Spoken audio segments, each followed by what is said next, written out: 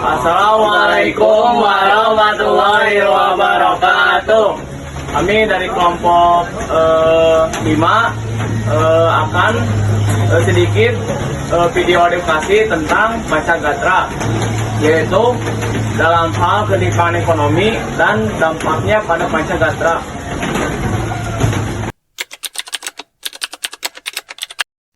Yang pertama, tujuan menarik perhatian penonton dan memberikan konteks awal. Yang kedua, pengenalan tema. Hari ini kita akan membahas tentang ketimpangan ekonomi dan dampaknya terhadap Pancagatra. Apa itu Pancagatra? Penjelasan singkat bahwa Pancagatra adalah 5 aspek kehidupan nasional dalam proses ketahanan nasional, yaitu ideologi, politik, ekonomi, sosial budaya, dan pertahanan keamanan.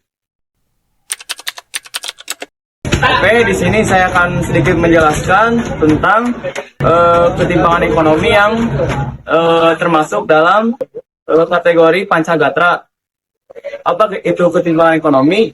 Ketimpangan ekonomi adalah kondisi di mana distribusi pendapatan dan kekayaan tidak merata.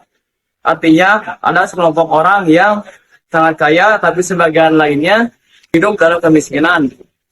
Contoh, bisa kita lihat sehari-hari di satu sisi kota dipenuhi pusat perbelanjaan mewah, sementara di sisi lainnya penuh pemukiman kumuh.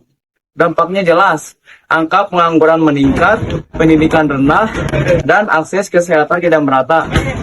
Dan inilah yang jadi masalah dalam unsur ekonomi dalam Pancagatra.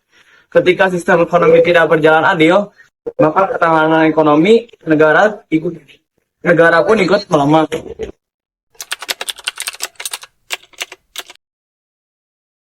Berkaitan dengan sosial dan pertahanan.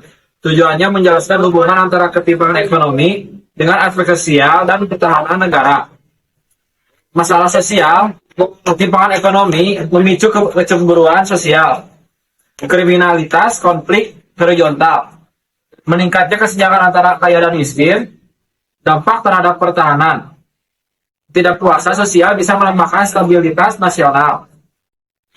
Potensi konflik dan separatisme meningkat karena merasa tidak perhatikan negara. Kesejahteraan yang timpang membuat rakyat mudah terprovokasi oleh ideologi luar atau radikalisme.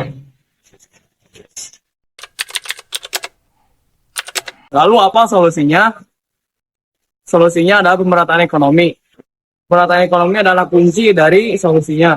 Pemerintah perlu hadir lewat kebijakan yang adil dan pro rakyat. Contohnya lewat pembangunan merata, pendidikan yang bisa diakses semua lapisan masyarakat, serta lapangan kerja yang menyeluruh. Tapi kita juga punya peran dari segala hal, mulai dari mendukung usaha kecil, aktif dalam komunitas, hingga menyebarkan semangat solidaritas sosial. Dengan begitu, kita bersama-sama menjaga stabilitas ekonomi, memperkuat nilai sosial budaya, dan ikut menjaga pertahanan negara dari dalam. Yuk, jaga keadilan dan persatuan demi Indonesia yang kuat dan berdaulat.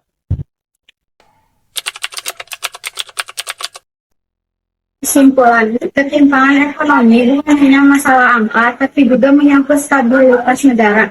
Mari kita bersama mewujudkan keadilan sosial demi menjaga kesatuan bangsa. Sekian dari kelompok kami.